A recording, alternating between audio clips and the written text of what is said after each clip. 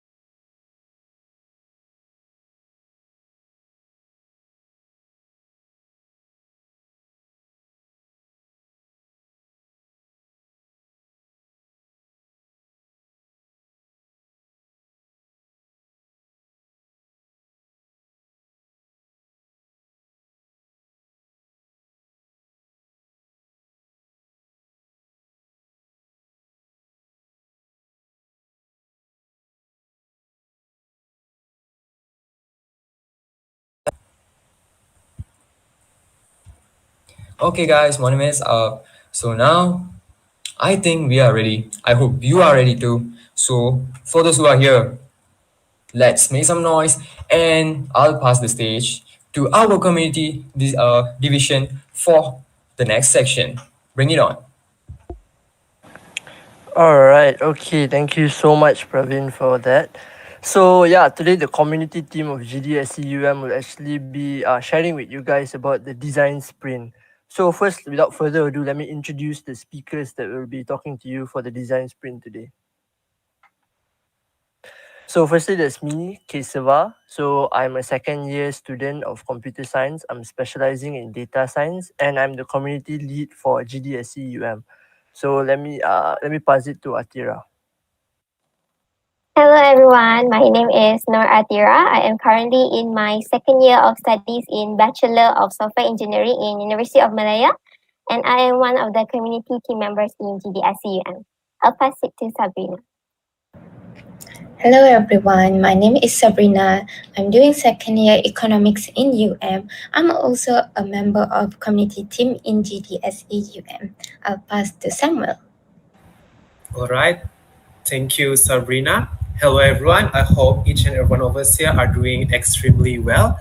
My name is Samuel Bindoni alias Zoni, but you guys can just call me Sam. I'm currently a first year student enrolling in data science course in University of Malaya, and also a proud community core team member of GDSC UM.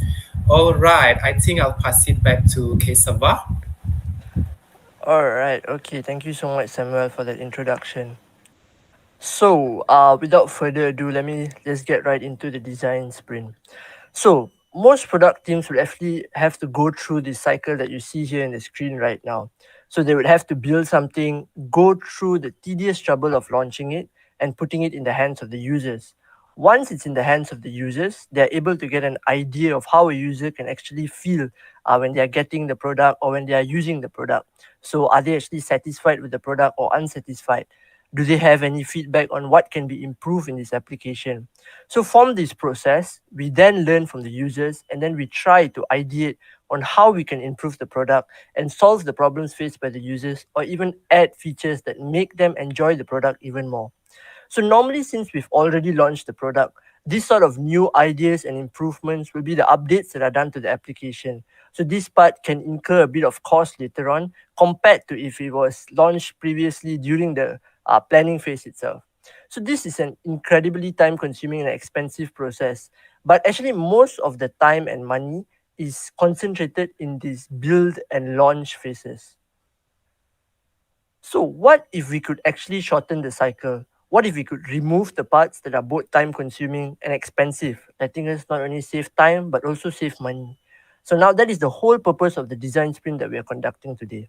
So this short workshop intends to provide you with stuff that needs to be done in designing your application for the solution challenge and maybe try to encapsulate as well why is this process important. But please be informed that we will only be showing the procedures that need to be done in the design day. However, the activity of doing can be done in sort of a take-home assessment. So you guys can actually view the recording later on and maybe try to do it with your team. Now, the reason for us actually doing this is that the actual design sprint would take up to 5 days to carry out. So due to time constraint and wanting to make it shorter for the participants, we decided to carry out in this format. So now let me pass the floor to Samuel. All right, thank you, Kesava. So tonight we'll be sprinting through 6 checkpoints or phases, like what you guys see on the screen over here. Okay, we won't be breaking any sweats, but we will be unleashing our inner creativity and knowledge. Okay, no need to be rigid with these phases. As long as you guys can grasp the concept and are able to apply, I believe you guys are good to go. Okay, so the first phase here is the understand phase. Specifically, we want to acknowledge the problem first, kind of like dissect it before jumping into what possible solutions that we can take. When the problem is not well understood, the solutions that we're trying to actualize only will create new problems. So we don't want that to happen. Okay? So for the next phase is the define phase. You need to evaluate everything that you have learned in the previous phase to establish focus. Okay, what focus that I'm trying to explain here, I'm going to explain it later on. So can be done by defining specific contexts and desired outcomes of potential solutions. So the phase concludes by choosing a specific focus for your design sprint. Ultimately, define your goals, objectives, what you guys want to achieve, your success metrics, and so on. So that's what we're going to do in this define phase. Okay, so this also includes what scope of user or users are you trying to encapsulate. For example, who will be using your prototype? You'll be starting to look for, oh, I'm going to take this inspiration. I'm going to take this inspiration, okay? So what you guys trying to do over here is that Each and our delightful participants over here will individually generate ideas for consideration. From there, you need to narrow down the ideas into a single, well-articulated solution sketch. Okay, from my recommendation to get more enlightenment, be sure to always communicate with people around you for their ideas as well. Okay, when there are many solution sketches, we need to decide on which one will be heading. Therefore, in the decide phase, we need to finalize the direction or concept to be prototyped. For groups, they will need to find a consensus on a single idea through decision-making processes or exercises. The final direction will aim to address the design sprint focus. Okay, for our next phase is the prototype phase. All of the design sprint participants need to create a prototype of your concept. Okay, so might be some of you guys are new to the prototype term. Okay, you can think of your prototype as an experiment in order to test out a hypothesis. This means that you have to think critically about what you will be building in order to get the feedback that you want to validate or rectify for your hypothesis. Okay, for the last phase over here, it will be the validate phase. This is the moment of truth where your concept will be presented in front of users. You will get the feedbacks who interacted with your prototype. You'll end your sprint with a validated concept or an invalidated concept to improve on. But either way, you have made progress, you learned something, and most importantly, you tried. Okay, at the end of the day, what we are trying to achieve here is you want to solve the problem. Okay, be sure to always check whether your prototype solves the problem or not. So for the next session, I'm going to pass to my awesome community core team member, who is Sabrina, to explain the flow for our next session. Thank you, Samuel. So, what will this workshop actually will look like? So, design sprint, it is a 5-part workshop. So first, if you're in a team, all of this will be done in that team. If you're just an individual participant, you'll do this on your own. So for part 1, we'll try to identify the user and map out their problem. For part 2, we'll sketch solution on a piece of paper using a method called Crazy 8. Don't worry if you never heard of what Crazy 8 is, my team member will explain later. So for part 3, we'll vote on which idea to go with. For part 4, we'll use the Marvel app to create a usable prototype out of a paper mockups. For part 5, we'll test it out on each other and see what we learn. And lastly, we'll all take a moment to demo and celebrate what we have accomplished. Next. The GDSC 2022 Solution Challenge mission, which is to solve for one of the United Nations 17 Sustainable Development Goals using Google technology. And for the sake of the exercise, let's say this is the problem we want to solve, which is it's hard to buy hats and glasses virtually and ensure that they look and feel good while being worn.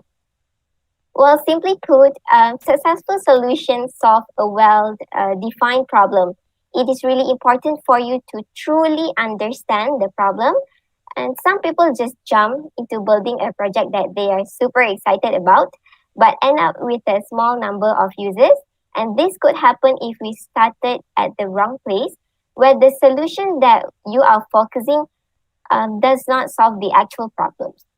Therefore, one of the approaches suggested by the Google developer itself in order for us to find the problem, besides jumping off to do research on a specific topic on the internet, is by communicating with people around you. And by this, it could be students at your campus, any local organizations around you. Do ask them what problems that they may have and the problems that share in comments. Ask them what they truly feel in facing the problem. So the key here is to always start your project by identifying the problem first, then decide how you want to apply technology to solve it. All right, moving on to the next slide. So in the first step, we will try to identify the user and map out their problem.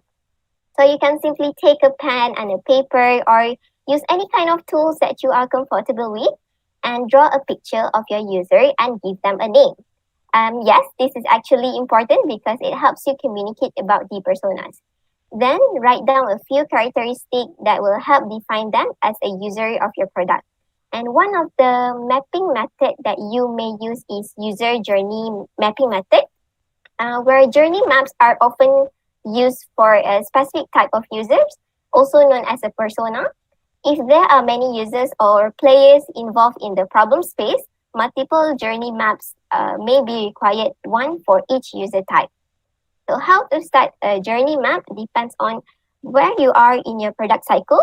If you're doing a design sprint for a new product or you are in the early stages of the product cycle, you may want to explore a certain use case for your product and start your journey map with the user's initial entry point into that particular use case. And if you have an existing product and are further along in the cycle, you may start your journey map when the user is first introduced to your product.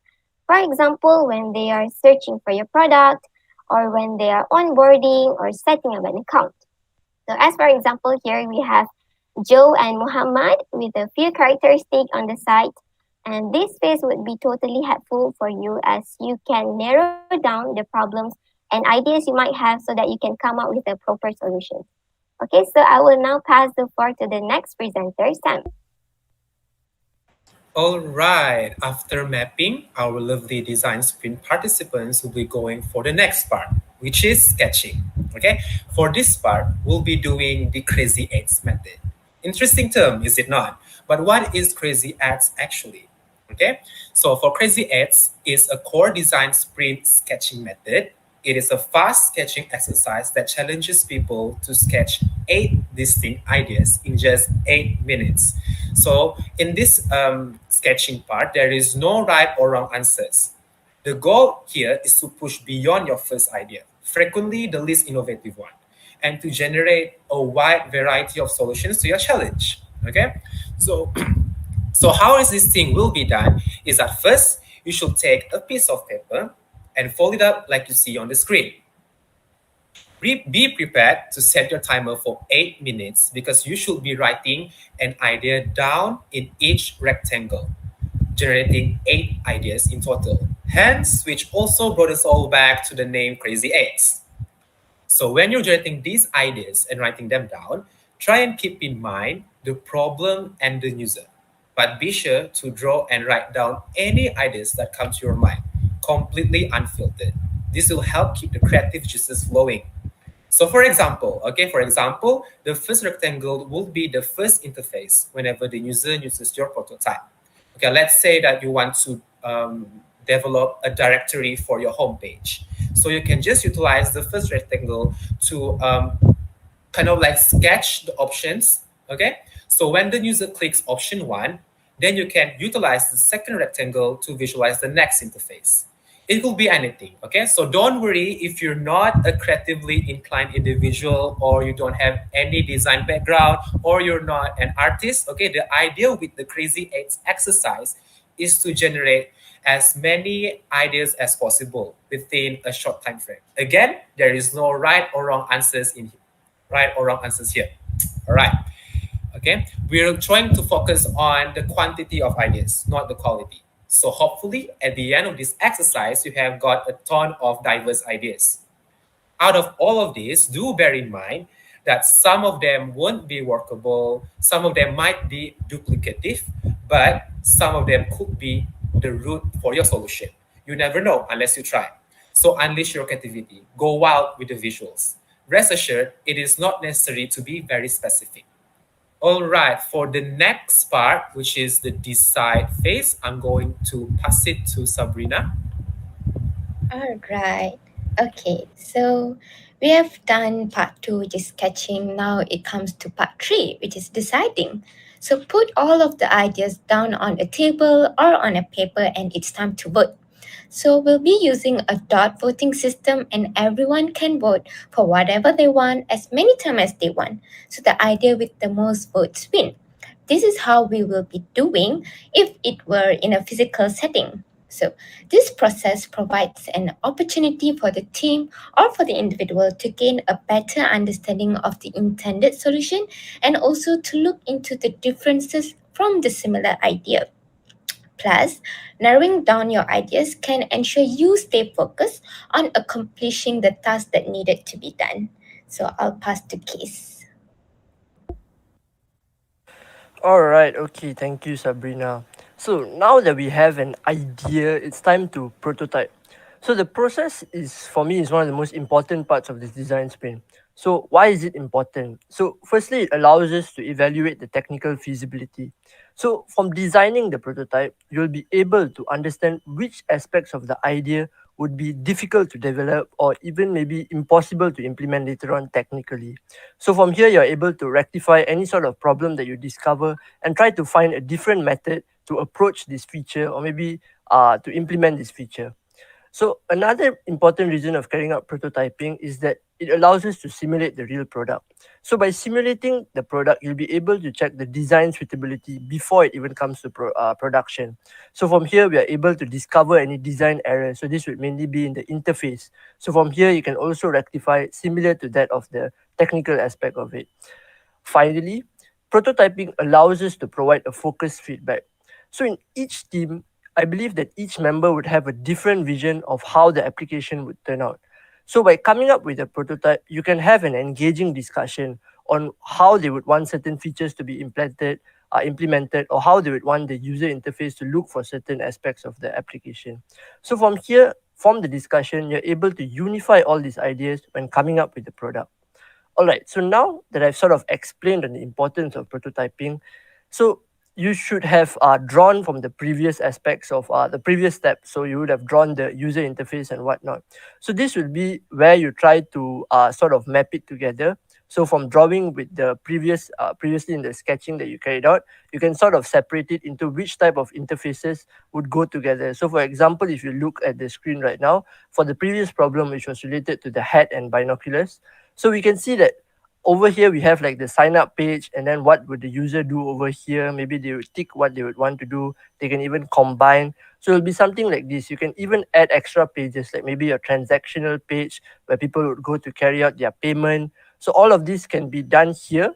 And then later on, you'll try to string them together using the Marvel application. So the Marvel application is a wonderful platform that can be used to carry out or to design usable and testable prototypes. So you can work together with your team to come out with a prototype, and it can be edited in real time. So you can share the link with each other, and all of you all can access it at the same time and try to edit it to how you want the user interface to look like. So with that being said, let me show you guys a short tutorial on how to use Marvel. So let's get started. In any prototype project, head over to the Add Images button and then select Design in Marvel. This opens our in-browser design tool. And here you can design and wireframe any screen you need directly in Marvel. Let's go through the different options you have available so you get more familiar with the design tool. First up, you have the usual options such as drawing a rectangle, circle, entering text, drawing lines. And one of the great features of the design tool is that you can search over 1 million stock photos and icons to add to your design. We also have a number of different wireframing, pre-made assets available and elements, so you can quickly add those to your design too. And you can also save any of your components that you create to the team library, so the rest of your workspace has access. I'm going to go through the step-by-step process of designing a very simple email app and then turning it into a prototype. Let's get started by adding some text to kick off our design. And once you've added an element to the canvas, you have more options on the right-hand side to edit that element, such as changing its color. In this particular case, the font, the weight of the font, and the size and positioning. Let's make this a bit bigger. And double click to change the word to give our app a title. Now let's add some more text and make this one a bit of a lighter weight and change it to regular.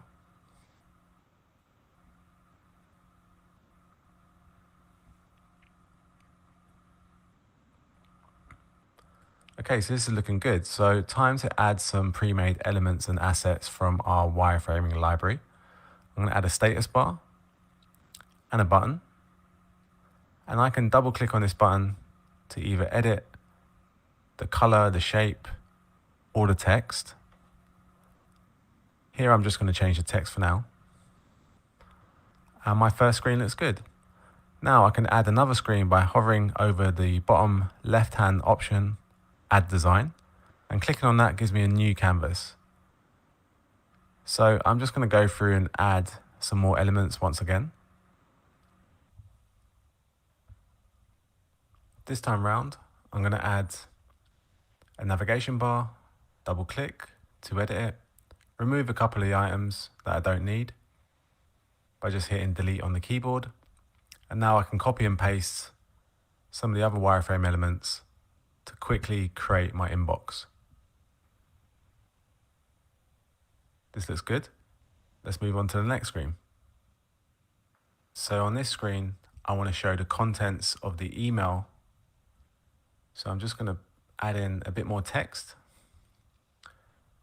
and also start thinking about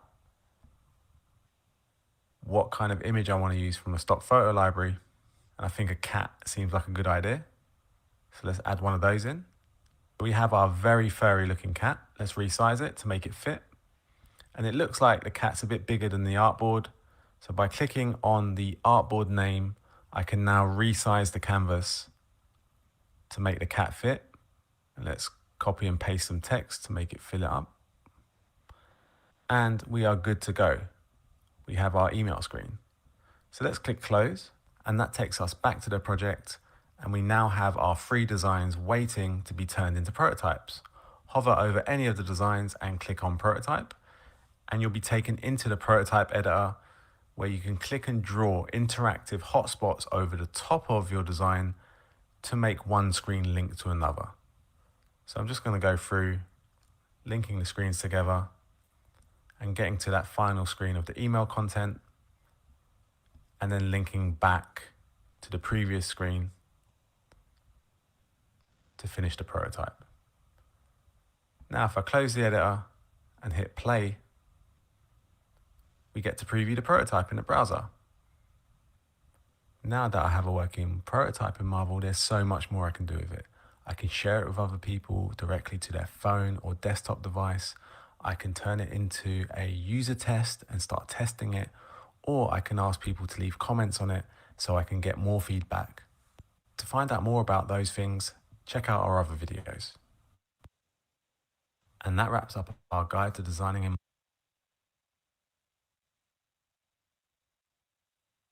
Alright, so hopefully you guys got to learn a bit more about the Marvel application. So as you can see, it's really interactive and it can be used in a multitude of ways when you're designing your prototype. So now that we are done with the prototype, let's go to the next part, which is, testing. Alright, so testing is something that works hand in hand with prototyping. It's also for me one of the most important parts, maybe the second most important parts when it comes to this design sprint. So as mentioned just now in the video, with Marvel, you can come up with your own testable prototype. So as you can see here in the screen being shared right now, you can see that you can do a lot of interactions. You can click next right here, and then it brings you to the next page. You can click next again, and you can carry out even your own login. You can type details right over here. So you can do a lot of stuff with this. So from this, you can share with others. You can share the workable link with others. They can leave comments over there. They can tell you on what can be improved. So when you're carrying out this testing, be sure to not only share with your team, you should also try to share with others, as much people as possible, so you can get an early feedback compared to you wanting to improve your app later on from getting feedback from other people, which would incur extra costs. Getting feedback right now would help you to develop a better app from the start itself and lower the amount of updates that you would have to do later. So this would be something that can save time and can also save a lot of money. So you can share the links with your group mates, you can share the links with your advisor even maybe, and from here, you're able to learn much more about what can be added from the feedback given. So right now, back to my presentation. So I think that would mainly be it for our presentation regarding the design sprint. I really hope you guys managed to learn something from this design sprint. Feel free to reach out to us if you have any inquiries regarding this presentation, or if you require any feedback later on from our side. Now, there's actually one more thing that I would like to mention before we head on over to our Q&A section, which is about the Padlet that we've done. So if you guys are unfamiliar with Padlet, it's sort of like a pinboard or whiteboard where you can share information. Maybe like Miro, even if you've used it before. So we'll be sharing a link for the Padlet in the chat later. You guys can check it out. Over there, you guys can share information about yourself if you're looking for a team, and you can also share your team information if you're looking for team members. So this is mainly for the solution challenge that we've put up this. I've also set up a template for you guys in which you guys can add your name. Feel free to follow this template, or you can even use your own template if you want to mention any type of details that you want to be specified over there. So you can add a photo, or you can add for your team, maybe you can even add your team logo or your team photo if you have anything for that. So that will be it for the Padlet. If you guys have any inquiries regarding it, feel free to let me know about it with the contact details that I've provided in the Padlet right here. So now heading on over to the Q&A section. You guys can drop all your Q&A in the YouTube, and we'll try to answer you from anything that you want to know about the design sprint. So let's go, guys.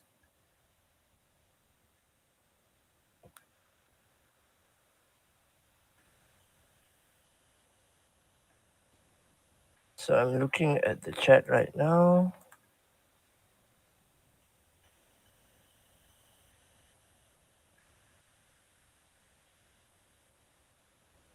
So far, there's no questions.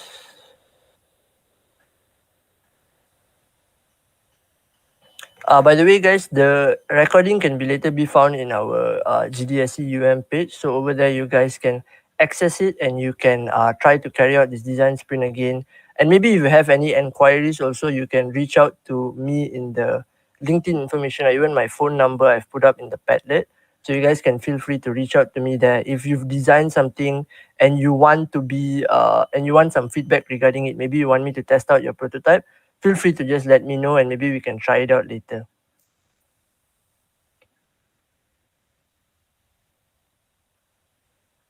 All right, so far I don't see any questions. We'll just wait a bit more. If there's nothing, I'll pass it back to the MC.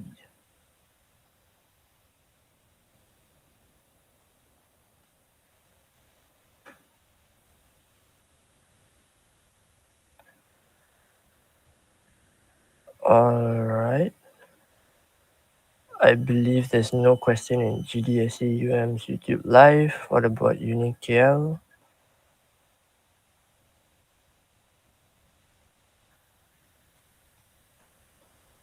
All right, so I have one here. Does the host perhaps have some example from past projects that you can share with viewers? So for me personally, I've not had any, I've not actually used this method yet. I've learned about it, and I'm planning to use it after this for any type of hackathons that I plan to join. But I can share with you the link for a prototype that was shared by our member Atira just now. Maybe you guys can take a look at it. So this was the question by Smurfette in the UniKL chat. So yeah, later maybe I'll send the link to you. I'll send the link to one of your GDSC UniKL members, and you guys can take a look at it. Hope that helps. Any other questions?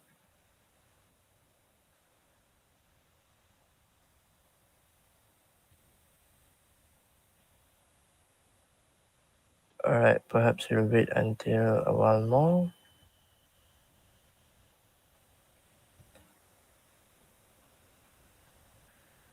All right, so we actually have one question in the GDSC live sharing.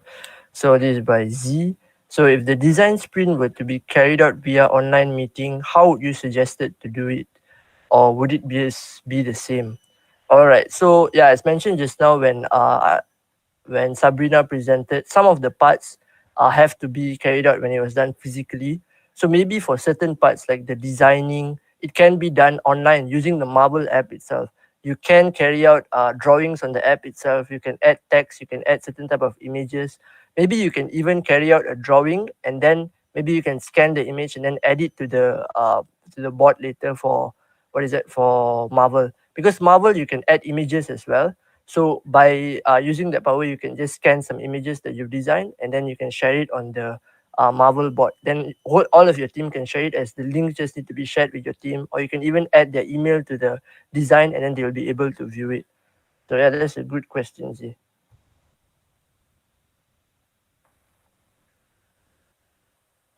All right, I think just wait a while more if there's any questions.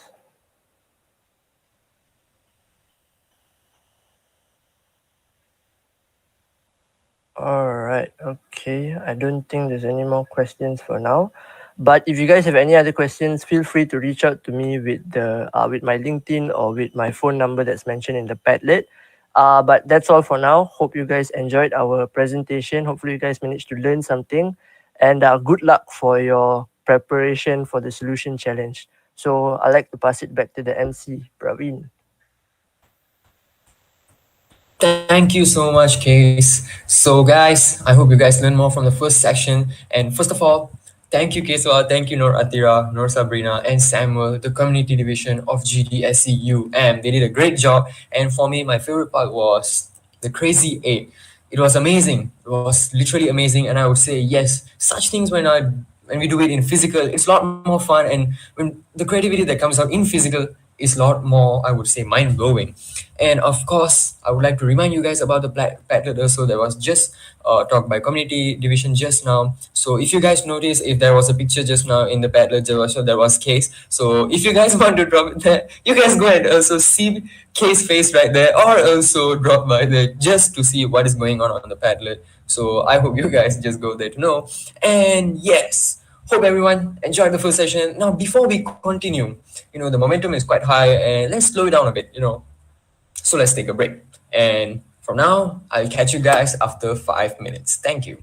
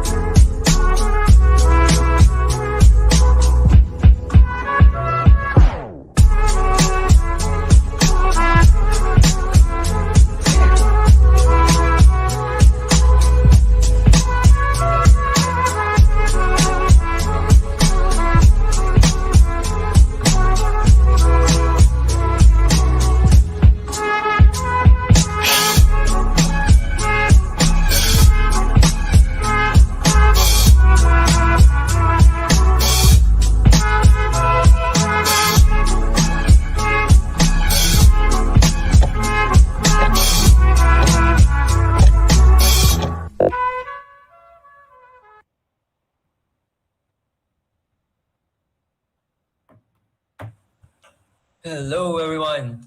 So I hope you guys are back here. So I can see there are about 30 people here. Bring your friends, guys. We need more people, and I hope all of you guys had a short break, and just hope it's refreshing enough for you guys. So let's welcome everyone back, and we're moving on to the next session. Yes. Before we get going with the next session, let's get to know about our speaker, which is on.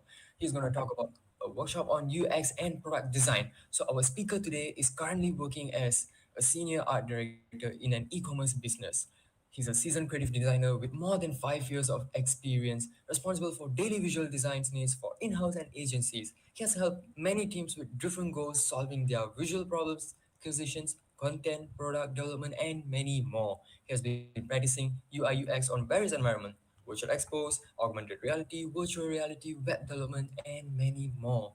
And he'll be able to share UI UX practices from creative design perspective today with us. Yes.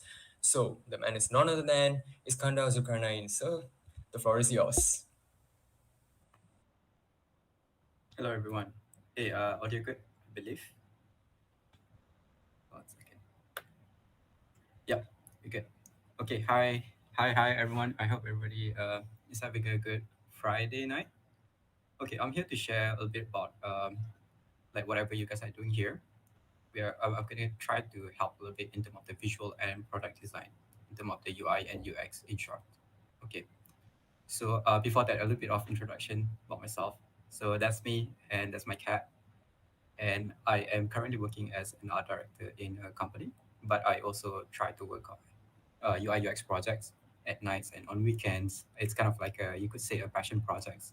So I've been trying to play around here and there, just trying to understand user consumer understandings, things like that. But apart from that, I'm still a human being. I play video games. I love to run. And I like to sleep. Okay. All right. So before I begin, I've heard all the the points shared by all the other speakers, and they are very much industry standards. So really great stuff on them. They really have really great points. So wherever you are listening, whether live or afterwards, try to take a good point of it.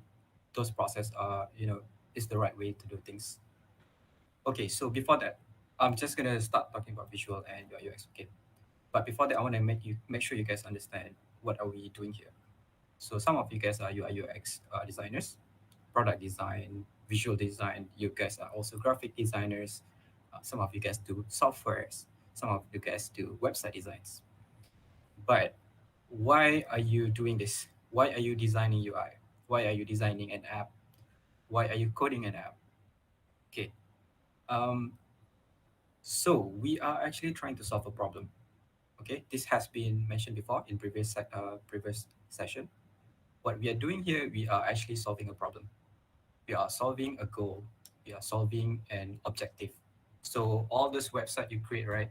It's not just for fun. You don't create an app just for fun. Even this Google solution challenge thing, you were given a challenge that is a problem, and you are meant to solve it by creating an app. Okay, it's really, really important to understand that before you do anything. I don't want you guys to jump into creating an app without understanding what are you guys actually doing. All right, next. So you're solving a problem. You understand that now? Now you are gonna be creating an app. The first step to create that solution is to understand the problem itself. As mentioned in the previous section as well, uh, you were meant to understand what exactly is the SGD, which is the problem given to you. Understand exactly what is the challenge. The challenge was like to buy a hat and glasses, right? But you don't go try to make a different problem. You have to understand exactly what is the problem. Okay. And then second, you understand the target user. This is very important, also mentioned in the previous section. Uh, Under this scope, you're gonna be creating, target audience, surveys, user persona. That is a very, very important thing to do. So why is user persona important? Because when you create an app, right, there's a lot of factors going in to make sure the app is successful. You have to understand, is the guys using this app an old people, or are they like young people, or are they like corporate people, or are they like OKUs, for example, right? So this thing is really, really important in terms of designing your app. Like you couldn't be designing anything super dark in your UI when your user are corporate and older people. You can't do that, right? This kind of thing will cause you a problem in the term of usability. So that's why target user is really important. So make sure whenever you do your project, you understand who exactly is going to be using that, and it's gonna really, really affect how you design your project. Next one. Okay, after that, you understand your target user, then you create the product solution. This is where you come in to design the app, right? It could be a different thing, like it could be designing a website or anything. But at the end of the day, it's a solution to your problem. And then lastly, to design it well. So you're going to be creating your solution, your product, right?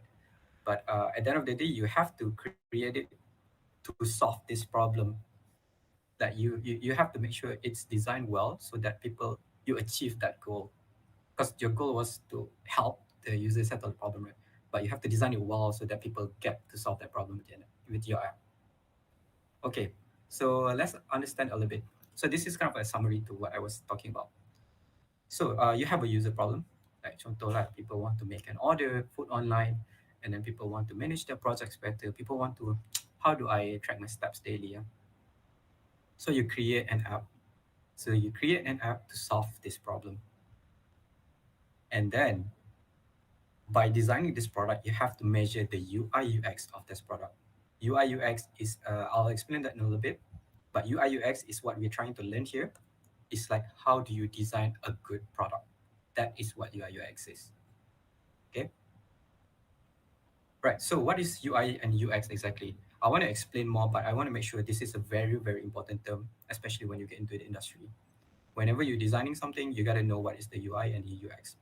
So UI is basically, just to put it in a very simple term, UI is basically you design nice layout, you design cantik lah, like really nicely arranged, and then you design really nice button. You know, this button is a bit rounded, circles, squares, and then you design really nice color. Like the whole screen was super colorful and really nice to look at lah. And lastly, you design like pretty icons, right? Your icon is super nice. You design it with Illustrator. But what is UX? UX is you design everything, right? But does your user achieve the goal of the screen that you design? So you created a really nice screen, but does the user know how to use it?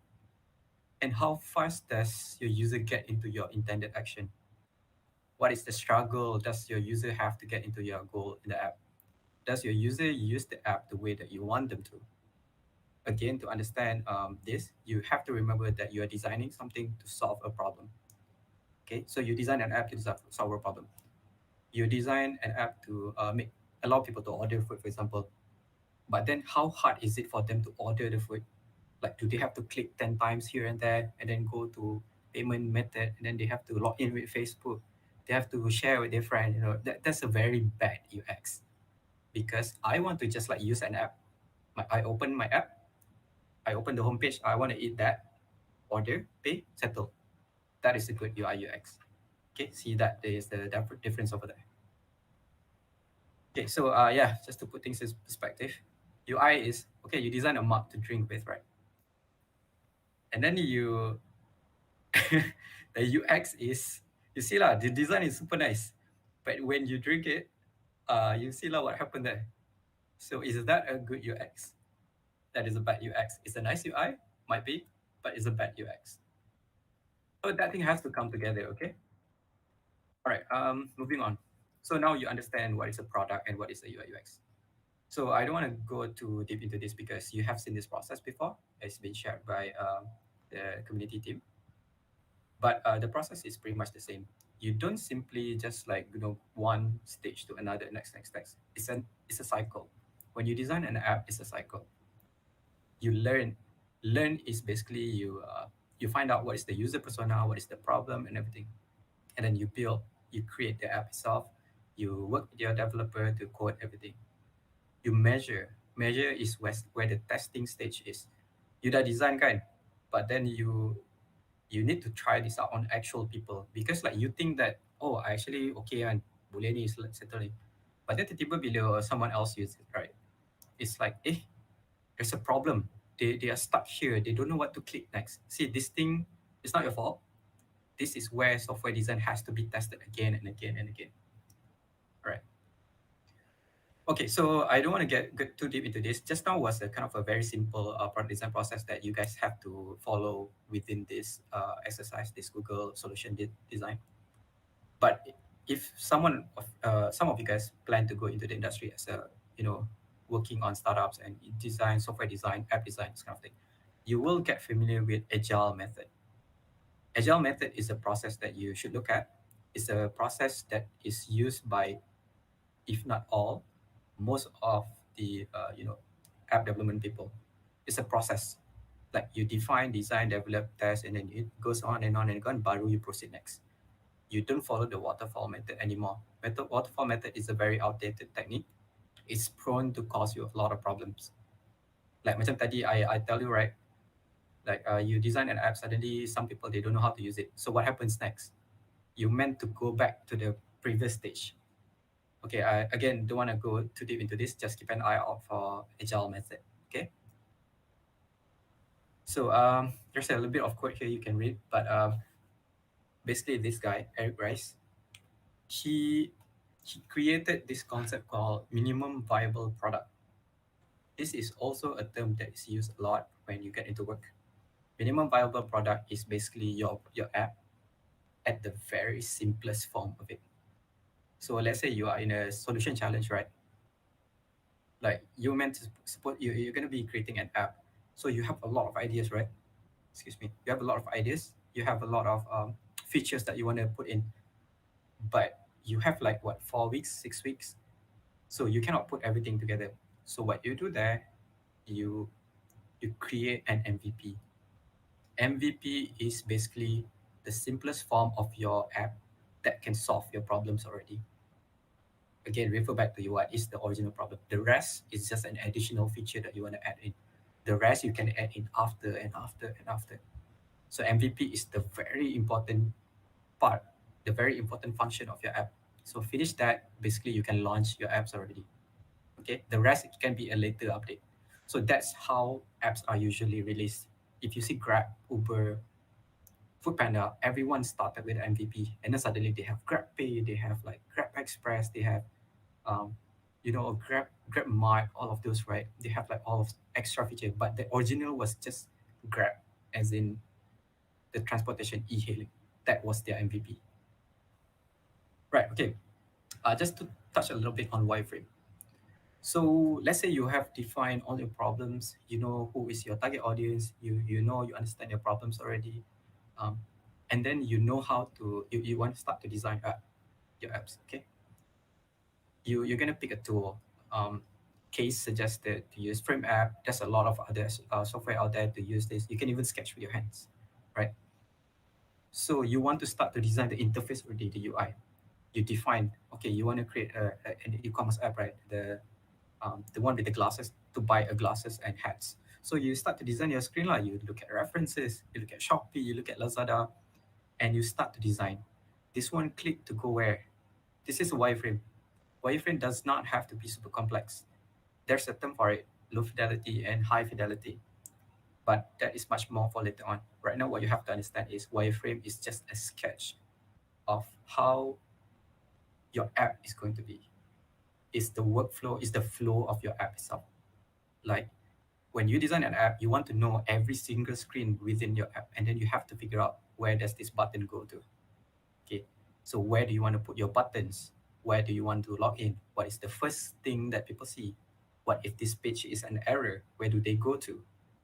Okay, this wireframe has to have everything of the MVP. Okay, it doesn't have to have everything, but you have to have your MVP features. All right. Feel free to drop any questions so far. If you have in the chat, I'll take a look in a bit. So you see again, this is an example of a website development. Actually, with software also same. It starts with a wireframe. This is called a low fidelity wireframe. This is literally just a pencil and paper. So you meet your boss, or okay, in this context, you're gonna be having a team discussion. Hey, we want to do this app. Okay, someone sketch it. We want to do the shopping page. We want to do the browsing page. You sketch it. And then after that, you get into the high fidelity sketching.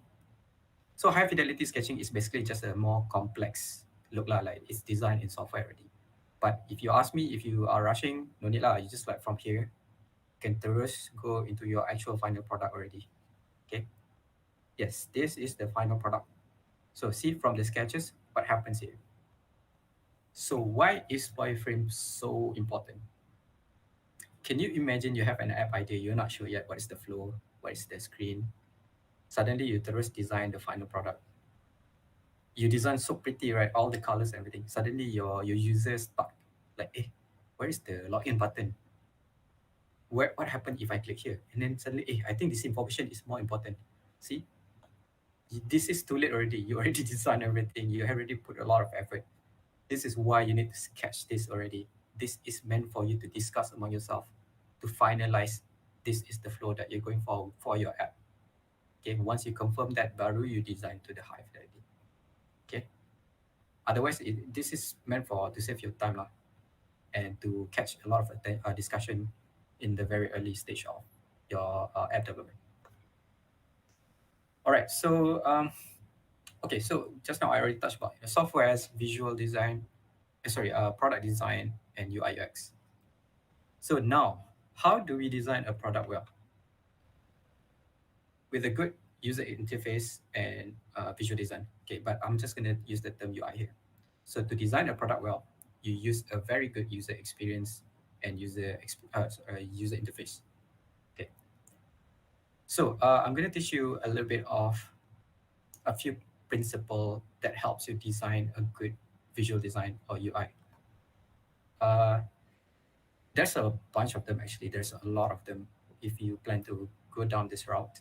But right now, I'm just going to teach you 3 major principles so that it helps you to start working with this designer. Okay. So first is hierarchy. Hierarchy is a fancy term, but I tell you it's a very important term. Hierarchy, long story short, is basically what is important, what is least important, what is less important, what is least important. So you got to find out what is the most important thing within your design. In every screen, what is the most important element? You can't make everything so important. For example, this is a block of text. It's a very bad information hierarchy, right? Like you look at this, right? Do you want to be reading this? I know I wouldn't want to be reading this, right? Text is it's not very bad, but it's bad. But at least it's better lah. Like you could see there's a heading here, there's a heading here. So at least you know there is a 3 to 4 paragraph here. Okay, it's getting there. And now this is an okay information hierarchy. You see the very biggest one over here. You see Vision AI is like, oh, that is the most important thing of that. And then you see 3 different paragraphs at the bottom. Okay, that's not bad. And this is a good information hierarchy. You see this heading, and then you see the 2 paragraph is like, okay, then you know that this is 2 different paragraph. But the rest, you kind of want to be reading this first, right? Like it suggests to you, what do you want to read first?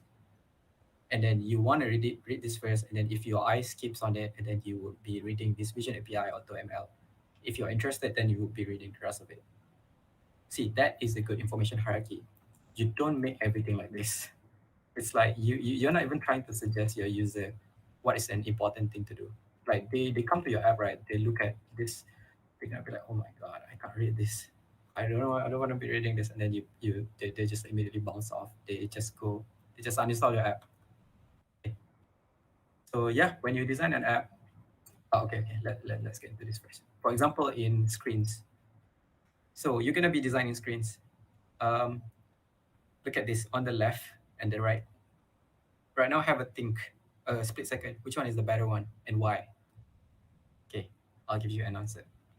The left one, you're not sure what to click on, which one to click. Of course, like it does have a text, but you gotta read. And then imagine when you use an app, right? Do you actually read one by one? No, right? You gotta have to be immediately decisive about it. So the one on the right, it does that. There's only one that stands out. This one, sure lah, it is there, but it's secondary. We want them to be prioritizing this. Like forget password is also there, but it's not as a button. So it's a lower hierarchy. Okay, right. But then at the same time, login is a very prominent thing over there because we want them to be able to see that first. We want them to know that this is a login screen. Okay, next one. Next example, when you design something more complex with a lot of sophisticated items, this you can read later on. Like basically, I'm just pointing out like, okay, you see the headline so user know what is this page about. The body text is like secondary. The price is big. The feature is small, so it stands out.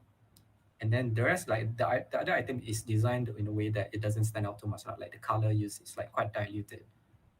And then of course, the main priority, the main highest in hierarchy there is this color. Like this is literally the first thing you see, right? It's so bright. Okay, why is designed that way? It's not it's not coincidence, you know. They designed this so that your finger is just like drawn into pressing next. Like at first, right, you see this already, you know that, okay, I'm gonna be pressing this button next. So those are UI UX, okay? So in summary, whenever you design your screen, whatever screen you are in, login screen ke, browsing screen ke, homepage ke, shopping cart ke, make sure you are clear what is the hierarchy and what do you want the user to pay attention to, right? You want them to press shop or press plus ke. So make sure you know what you want your user to do in that screen, right? This is also important for user action flow because like without hierarchy, user wouldn't know what to do next. Okay, I'll explain that in a bit later. So design principle 2 is grouping or grid system. Okay, grid system is basically, this is basically layout. I call it layout. So layout is, okay, we go back here. When you design a screen, especially when you have a lot of things in your screen, you want to break it down into different groups, right? Visually different groups. Okay, look at this. Otherwise, you will have like so many elements together. But we don't want that. We want them to be able to know what to look at. So what YouTube does, YouTube separates into two different groups. You see, like this is one group to scroll. This is the main focus group. Okay, next one. You see this left and right? This is a very bad grouping on the left. What I see here, you see like your eye is like not sure which one is the one separate group and together group. And then you look at the ones on the right. It's a very clear distinction of the groupings. So this is a good grouping. Whether you are in graphic design or apps design, UX, this is a very important thing because you don't want your users to be getting lost in your visual element. You're gonna have a lot of things in your screen, so you want to make sure everything is separated together. Okay, just a quick example for the next one. See this? I can see clearly this is a very good grouping. All the boxes is like one group, so if they don't clash into each other and then your eye doesn't get tired, your user will know exactly what they are looking at. Okay, so summary, when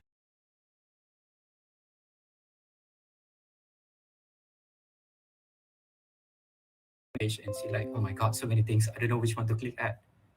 Right, so yeah, just bear that in mind. And last principle is color. Okay, so there's a few ways why color is important in UI UX. Okay, first is to use color to direct user experience. Direct user experience, I mean, you're gonna have a lot of screen, you're gonna have a flow to it, right? So not some people, the right way of designing an app is using the color to kind of give a suggestion of what is the next step they have to do. Contoh, example, you see the screen. Okay. Do you see how they use blue consistently throughout all the pages? And you know that whenever you jump into one screen to another, you know that this is a next button that you have to press, right? Sorry, excuse me. Okay, this is like next button that you have to press. Okay, so the button is providing you a little bit of kind of a instructive flow over here. So whenever you design your screen, I suggest you pick a small color palette to stick with And this button is meant for next button or proceed button. But whenever you don't want them to press that button, you can dilute this a little bit into something more, toned down, so that you see these two button here, you know which one to press next, right? Okay. See the orange one, same cases. Whenever there's a button, they use orange, but you don't press, you don't put a lot of colors lah. Like you don't want to put too many colors. Like, okay, you have this button and then suddenly you have a red color button, and then people are gonna be like, I don't know which one to press. They have to read properly, but they know how to press. So just control your color palette. And then you look at this. You don't know what to do next exactly. Like it looks like a poster. It doesn't suggest what are you supposed to press on to move next, right? Like you look at the screen now. So please don't do like this. Please don't make too many choices. There's plenty of references in, if you go Pinterest or Dribble or Behance, look at how people design their screens. They use limited colors and they use the colors consistently so that people know what to do next throughout your app experience. All right. And okay, another reason, using color to direct user experience. So look at this one. There's two buttons, no and yes. Do you get what I'm trying to say here? The no is also green, but this one, you have a right idea which one to press yes and which one is press no, right? The red is giving you a vibe that, okay, I probably should not press this. And here it's just like, what the hell? Sorry, my bad language. Yes and no, you're not sure which one to press. So this is also an important thing when you design your screen. When you have time to polish your UI, you think about what color is right for what button. Okay, sometimes you see like they just dilute it. Also can, it's a different approach. It's a different UI preference. But just make sure that don't do something like this lah. Yes and no. This is going to confuse people very, very much. And lastly, people also use color to provide branding. Okay, branding is much more later on in the future. It's a marketing term. But what do you think of when you look at all this color palette? What does it remind you of? Okay, think for 2 to 3 seconds. I think everybody knows what this is. Okay, this is Facebook. This is Spotify. This is Twitter. This is Google, right? So when you work in a company or much later on, you will work with every company will want to have an identity. Like Facebook will want to have a color palette that they own, that when you look at it, you know that it's Facebook. Spotify is the same case. So everyone, we call this corporate identity, right? And branding.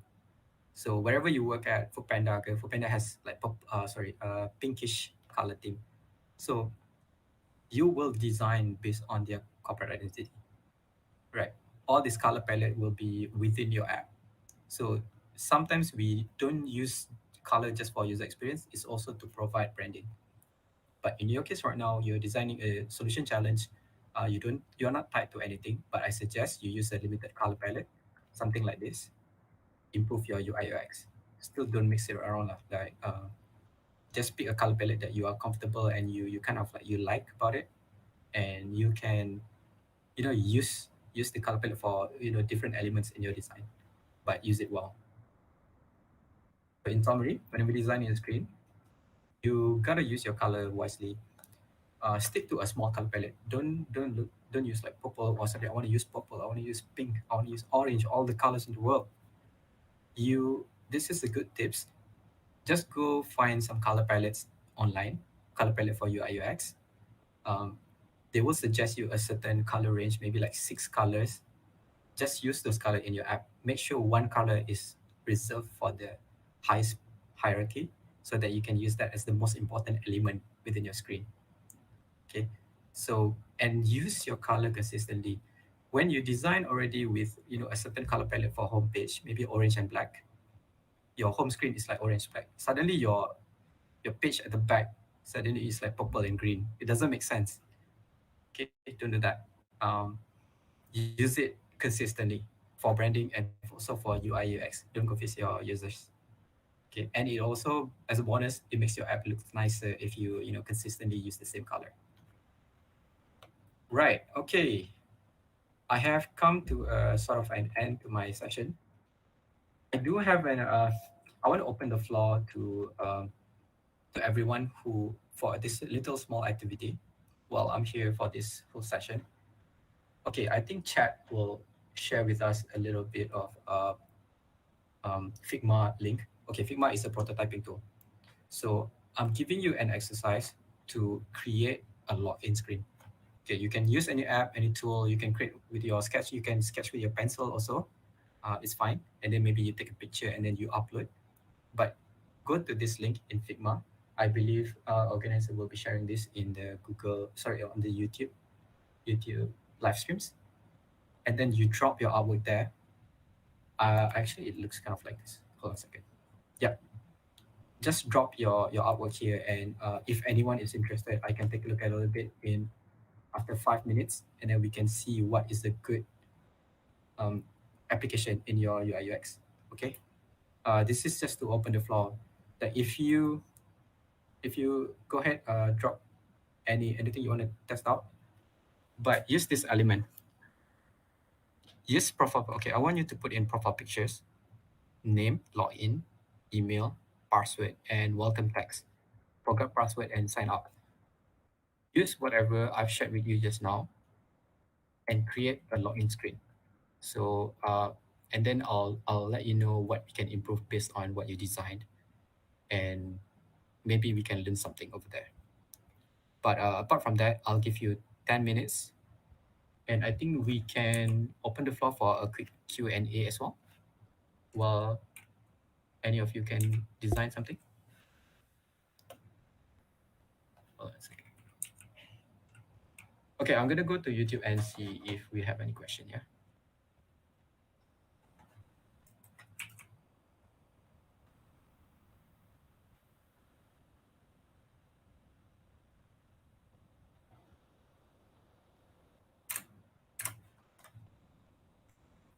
All right. Okay. UM.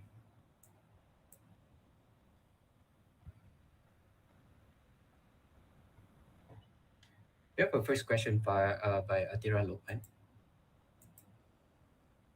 Okay. So I want to answer this question. Atira Lokman asks, so does that mean UX is about making the design more practical? You nailed it. That is pretty much what is UX is.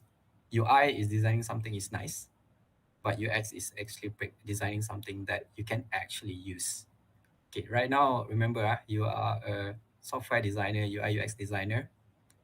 You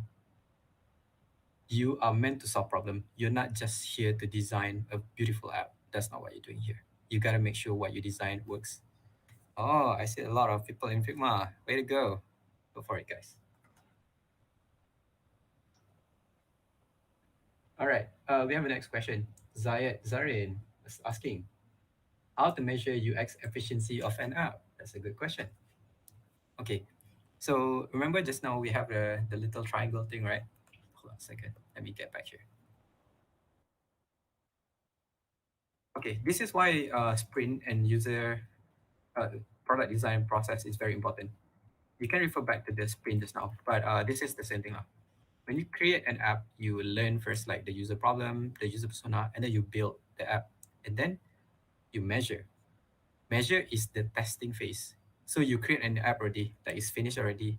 You're so confident. You love the app. The app is so beautiful. Like your friend said it's nice. Your mom said it's nice. Your cat said it's nice. But is it actually usable? Is it actually efficient? This is where you test. So when you get into industry, you have to test your app in a lot of ways. You have to there's a certain grouping exercise. There's a survey. There's the they call it like live testing. There's so many methods of testing, but the sole purpose of it, right, is to find out whether your app is usable. Okay, so one of the testing is done, right? It's called live testing. It's basically you sit right in front of someone who never see your app. So you ask them to use an app.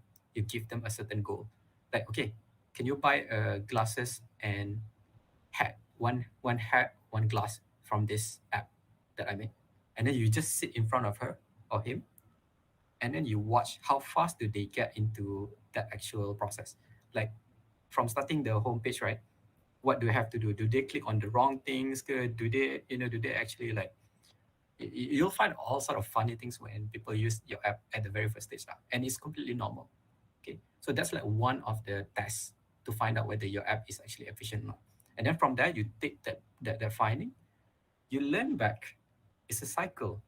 You learn back and then you build again for the next batch. That is a cycle. That is why we do agile method. Right. Next one. We have a next question.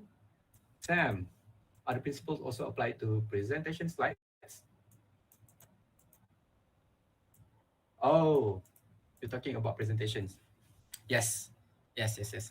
So you're gonna be presenting this. You're gonna be pitching your ideas to. I think that's how it works. You're gonna be pitching your ideas to stakeholders and people, right? Whatever I just shared with you, they are all any design concept, any design principle, even graphic design, even web design, even motion design. They are all the same thing. That you gotta make sure what is the highest importance. Even this slide, right? I put my headline here. I put a very small headline here. It's like a topic thing. So I gotta make sure what is the first thing you see in my slide, right? And you cannot put everything together, and you have to group them well together next to each other. Like you cannot stash everything together. Like your judge will also look at it like, apa ni kan? There's like so many things going on. What am I supposed to look at? So those applies as well. Okay, you can use the same principle. Okay, bring this hierarchy, color, and layout. Bring this wherever you go, whatever you do in your future, even your home or your food. Right, next one. We have a question from Turtle of Cakes. If I major in something like artificial intelligence, do you think I should learn more about UI and UX elements? Would it be helpful for me? All right, that's a good question. That's an interesting question, actually. I have a few people connection in the artificial intelligence. To be honest, if you ask me, artificial intelligence is much more in back end kind of things. It's much more of how you code things, how does it behave, right? But if you ask me, there is a little intersection there with a UI UX element. I cannot say for sure because I'm not in this field and I don't want to give you the wrong message or something. But if you connect with me on LinkedIn, I might be able to direct you with the right people, and they might be able to give you the better answer for it. Wait, let me think. It's a really good question.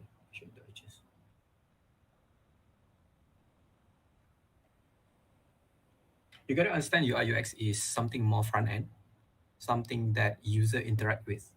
Okay, you have a software, you have a user, the middle is UI UX. That is your bridge of communication between your user. But AI is something else. AI is a product of its own. But I guess how the AI interacts with people, if you're a user, that is also a UI UX. So it depends on what kind of UI UX you're trying to build. Like is it the UI UX that actually interacts with people? It's a quite broad question, but I'm happy to talk to you if you want to talk more about this. All right, I think that's from UM. Let's see, from UniKL.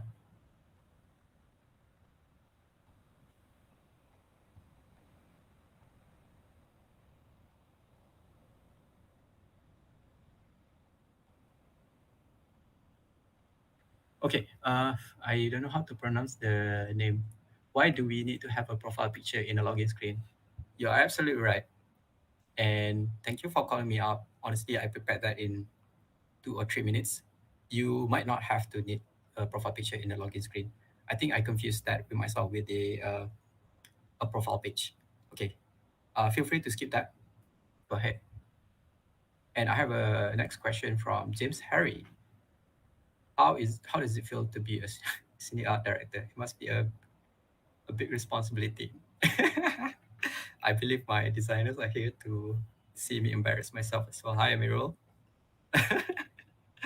uh, okay, it's definitely a big responsibility. You're gonna be having your own team, and you're gonna be, uh, you know, the whole brand direction is on your shoulder, and you have to make sure it's right.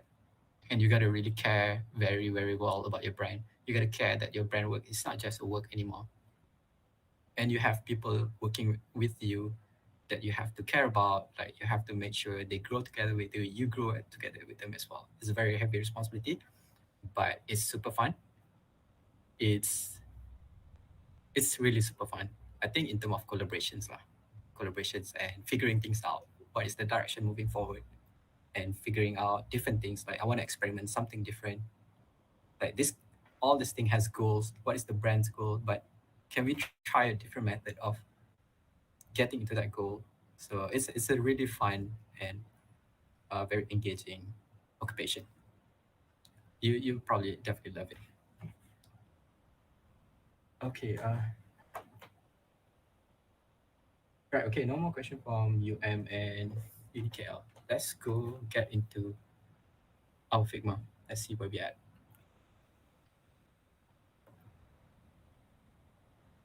Okay. Don't worry. Okay. I do wanna whoever just came to this session, I do wanna point out that yes, you actually don't really need to create the profile picture. Thanks for pointing that out. That's my mistake from my end. Okay. All right, guys. I give you guys 1 more minute, and then we can stop. Yeah.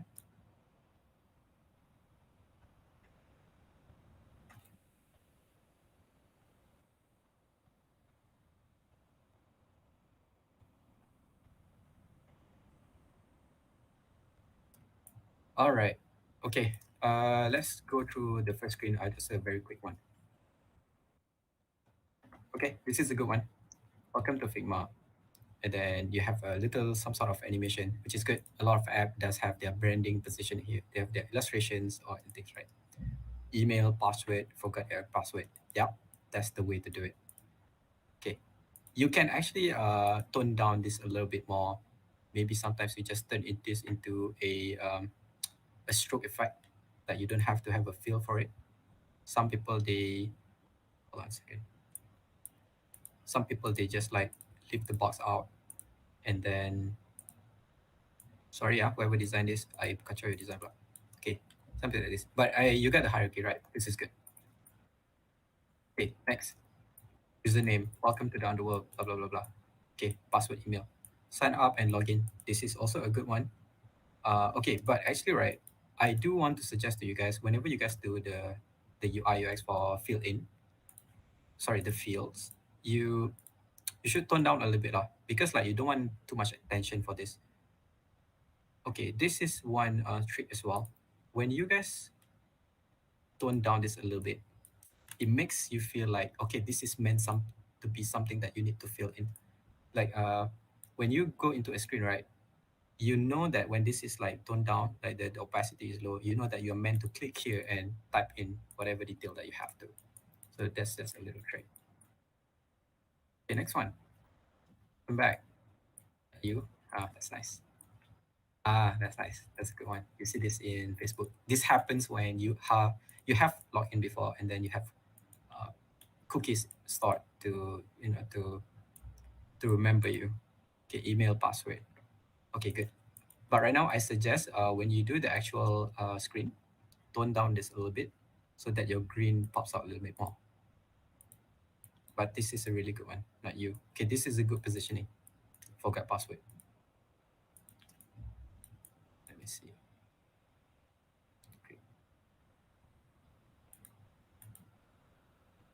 Okay, I guess this is like sign up, right? Yeah, this is good. This is good.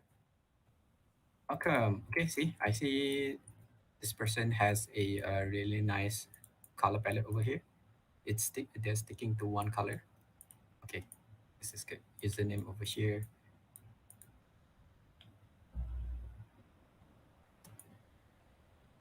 Okay, Just to mention one thing about what we talk about grouping, right?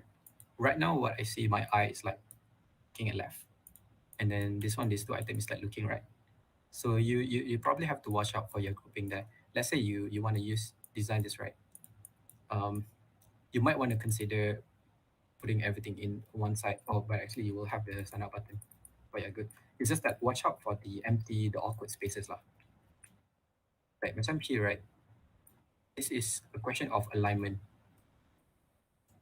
But I do understand that you're doing this to make this stand out a little bit more. Just watch out for misalignment. But because whenever you design an app, right, you're gonna have most of the time you're gonna have your one hand on the phone, and then imagine you tap here on the right, and then your finger have to move here and there. You gotta watch out for that. Like we don't want user to have to use both of their hand together. Okay. Do we still have more? Okay, let's go here. Abdullah, hi. Welcome to app. App name start. Okay, this is good. Choose off headline. First thing, I read this already. This one is like secondary, right? This is also a good way of designing it, putting the instruction outside of the box. Okay, that's good. All right, that's good. Okay, but when you design, make sure this stands out more, because I'm sure you know this one. Right? This is probably just a prototype of the fields, but make sure the button stands out more. Okay. Okay, the button has to be the highest priority. Right now, I feel like this also needs to tone down a little bit because it's taking too much attention. Okay, now at first glance, I see it's already. Okay, Abdullah, if you are designing this, you gotta fix your grouping a little bit, because right now I see everything together, like one box, one box, one box, one box. This is why the first time I couldn't locate where is the login. So in order to do that, you group them together. You identify what do you want to group together. Okay, this is one group because it's a text. It's meant to welcome you. Okay, this has to be together, but I suggest you bring this closer.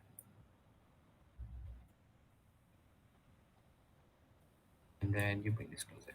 See, that's one group. And then this is meant to be together. Right, better. See, now I know what to look at. This is like button area. This is like header. This is like the fields. And okay, we have a last one. All right, good try here, but this is quite a lot of colors, and I wouldn't know what to look at first. I definitely would be looking at this field first. Okay, so it's okay. Look at a lot of reference. You got to find out what is the most important hierarchy. For example, I give you an example for a login screen. The most important thing has to be the login button. This is not meant to draw too much attention. So you might want to dilute it down a little bit. And this is also not meant to draw too much attention. You want to draw it down a little bit. This is meant to draw attention. So you color it, or you make it a big button, whatever works. Okay, whoops, don't use red. It's meant for, grab some sort of different attention. Okay, maybe you want to use green. All right, done. There you go. We fixed it a little bit. And then as usual, fix a little bit of the grouping. Okay. Name over here. This line, I'm not sure what is it for, but probably has some reasons to it. Separator, right? Forgot password.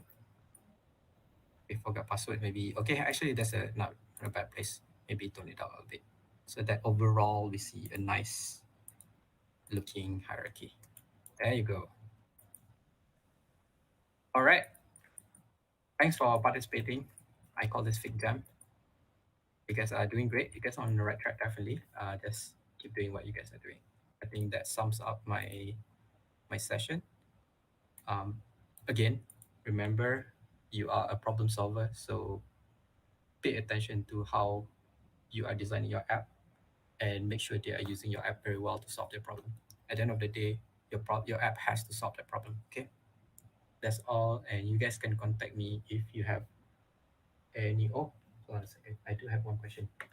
Karina Atika asks if you are looking to have a career on web or mobile app design, what should we prepare for applying for jobs internship? Okay, so design, I'll be honest, is very heavy on portfolio. Portfolio is basically um,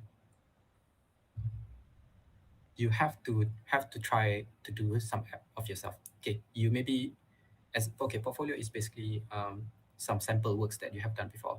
I get it. Maybe you haven't actually done an app before. Maybe you haven't worked before. You don't have an app to showcase to your new employer, right? What you can do, you create some fun project at home just for yourself. So you think of a problem. What do you want to do? I want to do a shopping app, and then you start to design based on the process that we talked about just now. Okay, you design based on the process by user defining what is the user persona, the testing method, and then you follow the exact same flow, and then you document that. Okay, you document that as in you you show all this process within somewhere, like you put that in Behance ke, you put that in your PowerPoint ke. When you apply for a job, I want you to share all this process that you go through, because people who want to employ you on web design and UI UX, they want to know how you design the app. They want to know your process. They want to know you design in the right way. Just now, if you follow that, that is the right way lah. Like by defining the user, defining the problem, and then prototype, testing. Those are the right process. Okay, and then you design your app, you design your interface. You don't have to actually program your app lah, but you design the prototype, and then that's good enough. Maybe you can get some feedback from people. So that is good enough for you to impress the employee for this position. Okay, but of course, as you go for a higher and higher and higher position, you gotta impress more. You gotta have an app that actually has a very good conversion, things like that. Feel free to add me on LinkedIn, Karina, for if you want to ask more about this. All right, so you guys have a really great weekend. I pass back to Praveen. Thank you so much, Sir Iskandar Zulkarnain, for this wonderful session. And our audience, thank you for all the responses and for your curiosity and just being here with us to take part in all the activities. Amazing job, guys. Give yourself a round of applause. And now, that is not all. We have a last but not the least, the third session for today. Yes. So, before we move into it, let's take a look about what we're going to talk about. So the last session today is regarding on technical architecture, and for that, we would like to welcome Mohammad Fakhruddin, the GDSC lead UniKL MIIT, who's currently pursuing bachelor's in information technology in software engineering. And he has a Microsoft Learn student ambassador at UniKL MIIT, and he has an experience as 2 years of experience as executive software developer at Edaran Berhad. And he also is a Android certified application developer. And we came to know that he's in love with Flutter, which is an, of course, open source UI software developed by Google. And also, one more thing, we came to know that he's a cat lover. So, without further ado, and wasting any time, let's welcome our cat-loving, most essentially the GDSC lead UniKL to carry on the talk. The floor is yours, Mohammad Fakhruddin. Hello guys, thank you Praveen. Okay, so thank you to all from University Malaya and also from University Kuala Lumpur. Okay, so yes, my name is Muhammad Fakhruddin, based Korea Zaha, and my major in software engineering. So in this workshop, we will be discussing about basic technical architecture. Okay, so yes, so first, what is technical architecture? Okay, technical architecture, it's not a software, it's not a tools. Yeah, it can be a tools to draw your architecture, and it's not a programming language also.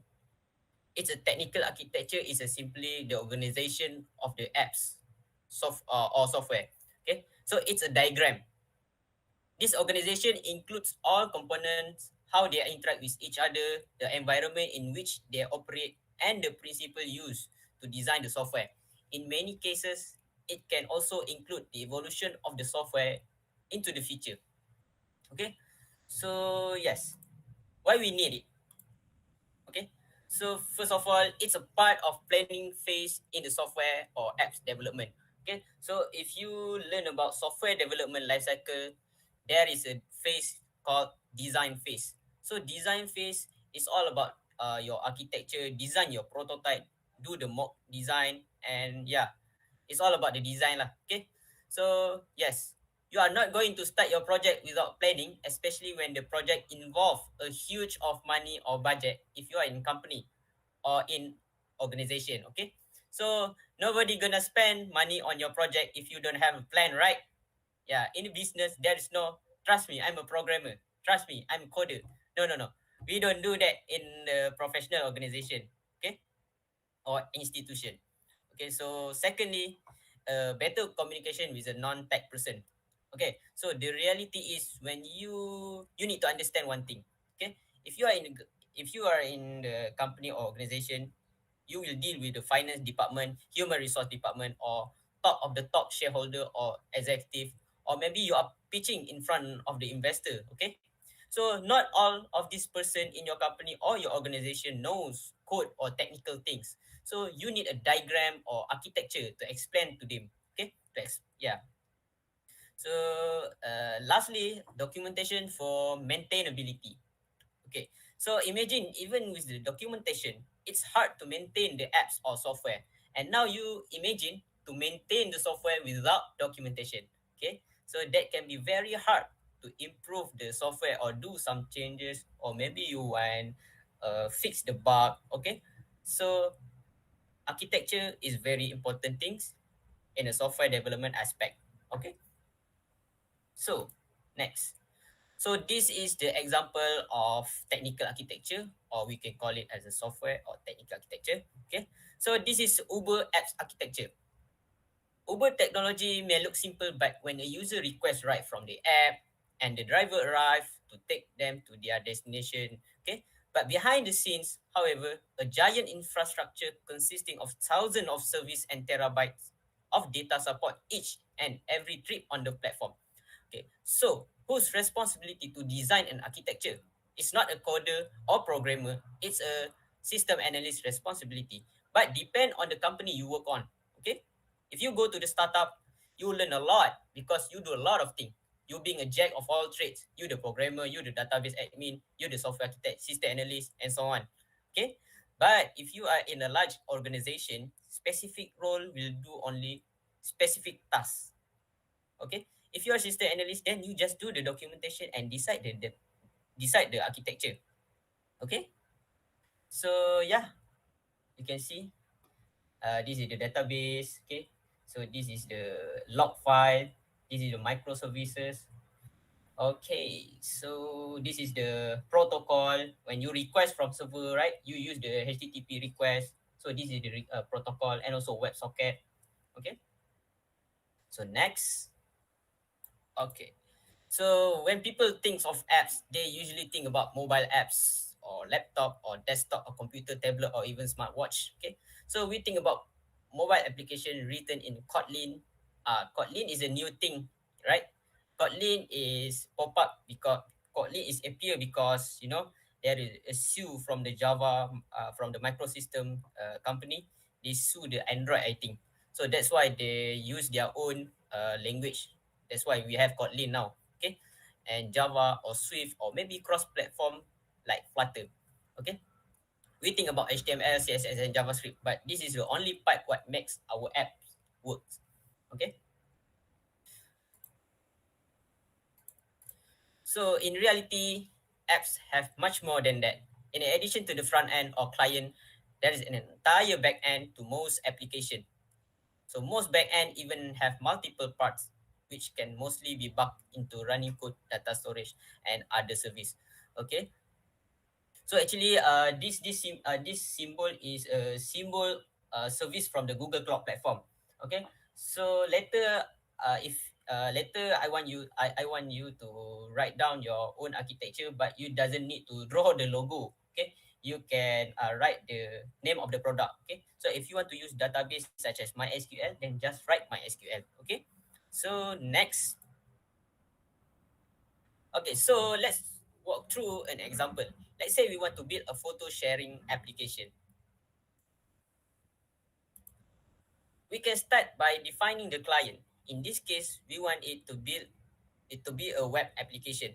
So what I put here is a web. We put the screen of the monitor. Okay, we put the monitor lah. Okay, then we need somewhere to host our backend and run our code. For that, we can choose Cloud Function or maybe a PHP. Okay, so Cloud Function is a tool which allow developer to write a function in Python, Node, or Go and trigger it on HTTP request.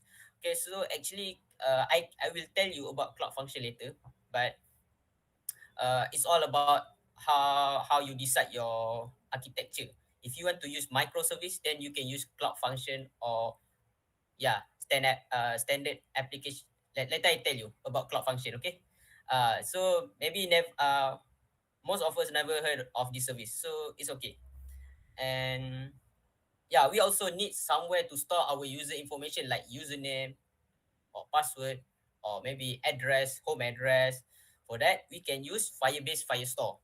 Okay, so this is a NoSQL database which also fully managed, meaning that it handles all of the scaling for you. So lastly, we need to store our photo somewhere. For that, we use Firebase storage. This is Firebase file storage system allowing us to store our photo on the cloud. Okay, so if you want to store anything, not only a picture, for this context, this is a photo sharing app, right? So we want to store the photo, but Fire storage can allow us to store anything lah. Okay, so that's it. We have our photo app. So let's say we want to add a photo searching functionality like in Google Photos. So to do so, we can use the Cloud Vision API. Okay, the Cloud Vision API use advanced machine learning. It allows us to automatically create the text for all the image, letting us search through all of our photo with the key terms. Okay, so next, so okay, so I will tell you about this. Okay, this is the App Engine. App Engine standard is environment container instant running on the Google infrastructure. Okay, so actually and honestly, most of us never heard of App Engine or Cloud Function. Just now I said about Cloud Function, right? And I confident that we all never used this service before. It is because we student never face a heavy traffic of user visit our website or use our apps. We just do a personal project or final year project, right? Yes, that's why we never heard about it. We never face a lot of users to use our apps. For the sake of scalability and performance, since we're going to develop for solution challenge, then I think you can survey about this service. Okay, then you can use it in this solution challenge. Okay, so okay, nothing here. So lastly, we might want to add different type of client that each interact with the backend, give our access to their photos on all of the device. Okay, so as you can see here, we put a lot of front end here. They have the smartphone, smartwatch, tablet, and also screen, the monitor screen. Okay, so that's why you know why I love to use Flutter. Okay, because you can deploy on Android and iOS. Okay, but if you just use the Android Studio or maybe you want to write a iOS app, you need to use the Objective C, right? Or Swift. Okay, you need to do it separately. Okay, so if you have this kind of framework like Flutter, you can deploy anywhere. Okay, so not only that, Flutter can also deploy as a web and also desktop application. Desktop application is a new update from the Flutter. Okay, it's like a 4-in-1. You can deploy, you write once and you can deploy everywhere. Okay, so use Flutter. Learn how to use it. Okay, I very encourage you all to explore Flutter right now. Okay, so how we can do this? Like anything else, this is much easier than done. So how can we make the decision in the practice? Okay, so we have three things to consider. Okay, consideration, research, and design. Okay, so we need to question ourselves. Consider first, what does my application require? First, we make a list of consideration. Make a list of everything that might impact how this product is built. Okay, so that's mean everything from how the user will use it to what your technical experience is. Okay, so first, what does my application require? What programming language does we need to use? What kind of database we should implement? Is it SQL or no SQL? We need to use a cloud service? It depends on your project actually. Okay. So how many people are on my team? Is it 2? Is it 4? You decide. Okay. So from my opinion, I prefer your team to have 4 students. Okay. Because maximum is 4. Recently, I watched the demo day, and there is one team that only involved 2 students. So it's up to you. If you can pitch at the same time, you can do the development. That's great advantage for you. Okay. So, and the next question: how experienced are we? Yeah, yes, of course. You need to find someone that experienced in every role, right? You need to find someone that can give the best presentation when pitching. You need to find someone that experienced in using any programming language or cloud service that you want to use for your project. Okay. So how about if there is no one experienced in my team? So for me, if you join this Google Solution Challenge, even you don't have any experience before, right? That's okay, because for me, this is a journey. It's also a process of learning something. Okay, so at least you know which part that you can improve, so that you will be better in that skills in the future. So that's okay. It's okay if you're not the top winner. At least we learn something, right? Okay, so what language type are we comfortable with? Okay, so in my university, our subject is really focused on PHP and Java. So maybe if our team join this solution, they will use that language that they learned from the classes before, right? So some of us students also do their own research. Okay.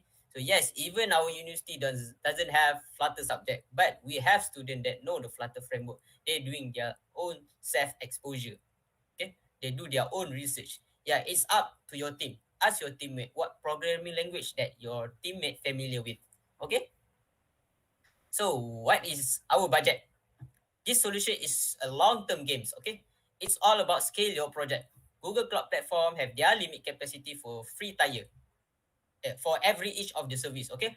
So if you want to use the Google Map, they have their own price. But if you only use for uh, just a minimum capacity, then it's okay. They give you for free. Oh, sorry. Okay, it's because let's say if your app is still in a early phase where user is not a frequently use your apps, so it's free to use the GCP service. But we need to consider the budget once your app is growing. Okay. So what is our timeline? The submission form will open on March 15 and close on March 30. So decide your timeline very carefully. Okay. Okay. Next. Okay, you should do research and make a list of tools you may use at this link. Okay, you can wait. You can search this, and you will find popular tools called the Google Developer Cheat Sheet, which describe every Google Cloud tool in 4 or less. Okay, so we create an extension of this cheat sheet for you, which outline all of the Google Developer tools, which you're free to use it. Okay. So for tech design, the last step is to actually design the tag. So for this tag, I want you all to take out piece of paper and marker and divide it like this picture. Okay. So in each part of the grid, you write what tools you use and what purpose they serve. If you don't have a paper, then it's okay. You can use pen to draw this simple box. Okay. And then you can put your technology stack in each box. And also to give the reason each technology you use. Okay. So for example, I want to use Firebase. Why I want to use Firebase? Is it cheap? Is it open source? Or their performance is very good? put the reason why you use it. Okay. So now I want you to choose the idea that I provide for you. Okay. You might have already come with an idea, perhaps the idea you work on for the global solution challenge. We also have 3 example idea for you that you can choose from. Okay. You can choose here e-commerce, food delivery, productivity apps, or maybe for gym apps. Okay. You can use it. Okay. So let's begin. Okay. So now I want you to upload your technical architecture here, and I will comment all your picture, all your technical architecture there. Okay. So I will give you a comment there, and I will give the recommendation uh, if the technology is not suitable for your apps. Okay. So uh, so now I want you to finish your architecture and upload the architecture on the link given. Okay. So don't worry, we are not asked you to design architecture like Uber architecture that I showed you before. Just draw 3 box: front end, back end at the top, back end running code at the top, data storage below it, and also the other service. Okay. So now I will wait for maybe 2 minutes from now. And yes, you can start drawing. And make sure to scan this QR code, or maybe you can search this URL so that you can upload your picture of technical architecture. Okay. So I give you 2 minutes. So 9:56. Yes, I will check your technical architecture. Okay.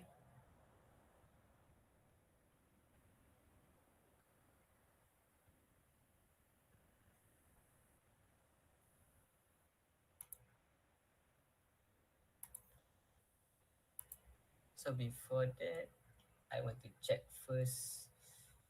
Is there any question here? Okay. I think there is no question.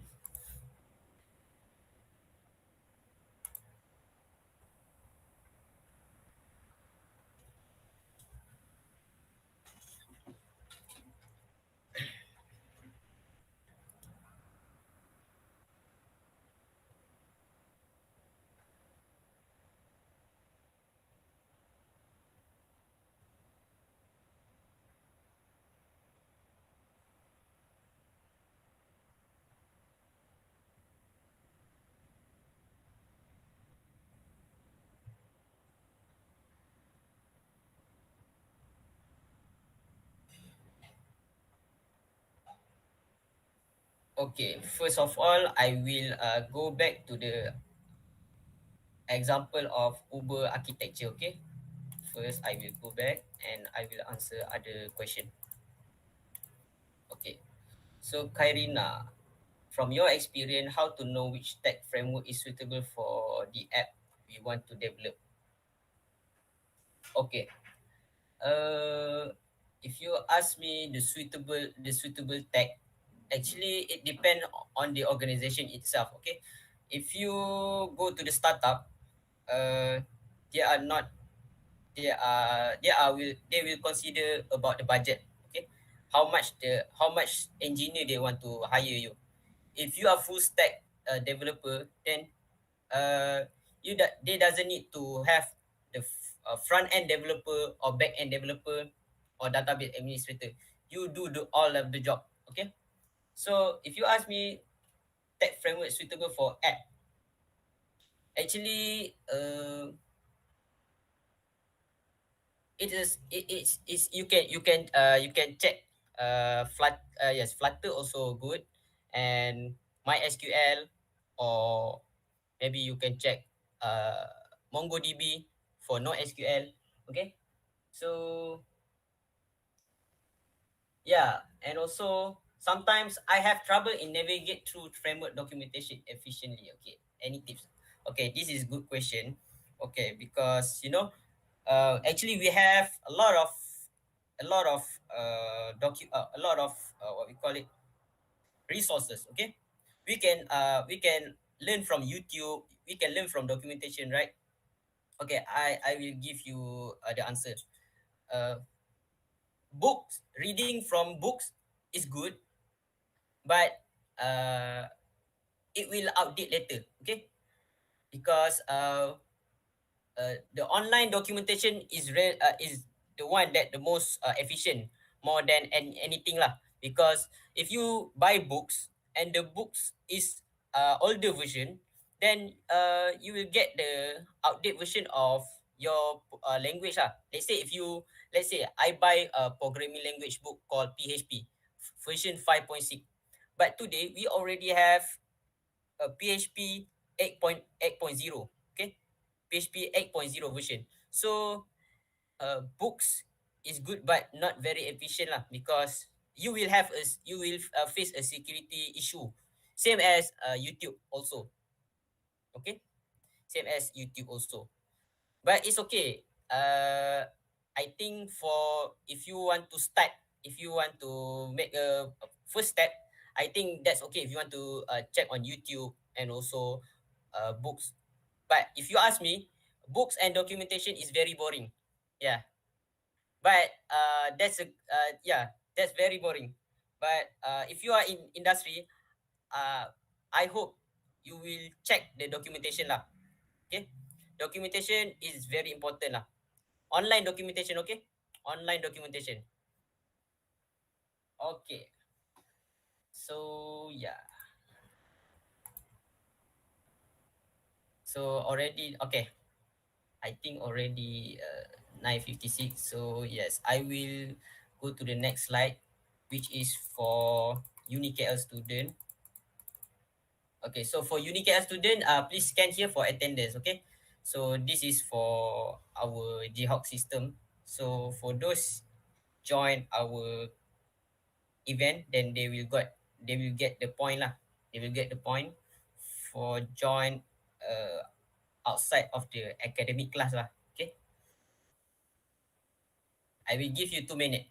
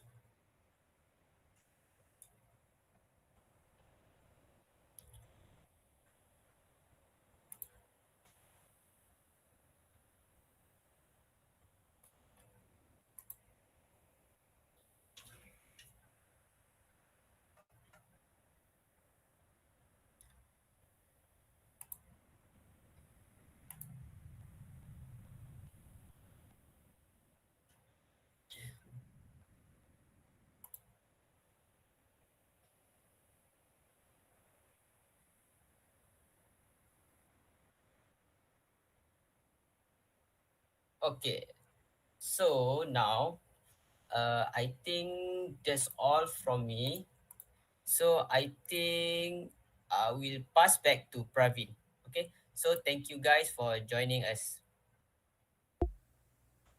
Thank you so much, Muhammad Fakhruddin. It was a mind-blowing session, and I'm thanking all of you for being here today for throughout all this session today, all 3 sessions. Good job, you guys. Give applause to you again. And I hope everyone is excited to actually join the solution challenge this year. If some of you are having trouble in forming a team, then we have here. Again, I'm reminding you about this Padlet again. We created a team formation dashboard for you guys. So click the link we shared in the chat box and type in your information in the Padlet for other users to discover you. Yes, right now.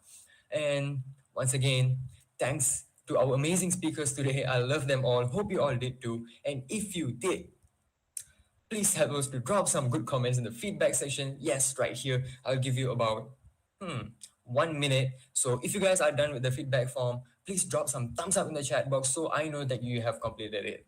So yes.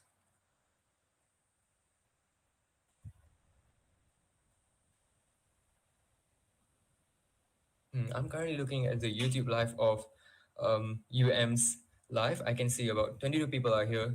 Thank you guys. Thank you. You guys stayed till the end. Family. So please make sure you fill the feedback form before you go.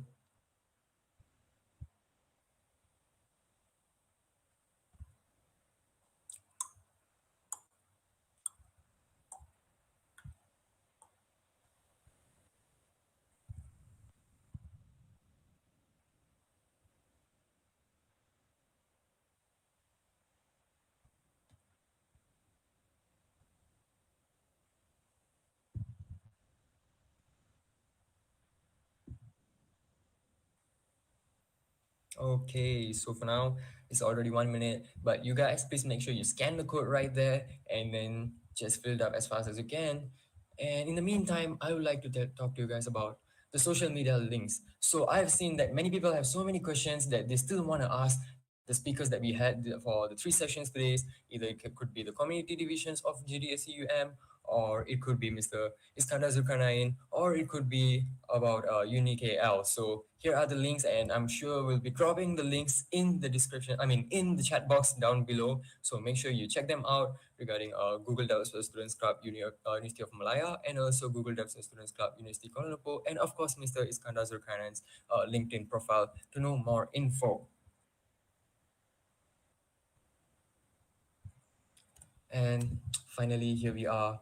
It's quite sad that we have to come to this end today, but I hope all of you actually had great fun today and a lot of knowledge. I know that most of us from in UM are having sem break, or maybe not yet, but those in sem break, I guess you have already have gained a lot more knowledge than you should in this sem break. So cheers to you guys. And those not having break right now, I mean, guys, let's have fun today, okay? This new infos could be helpful in future, who knows? So hope you guys had fun. So we can't wait to see you what you build. So make sure you join the solution challenge, and see you next time.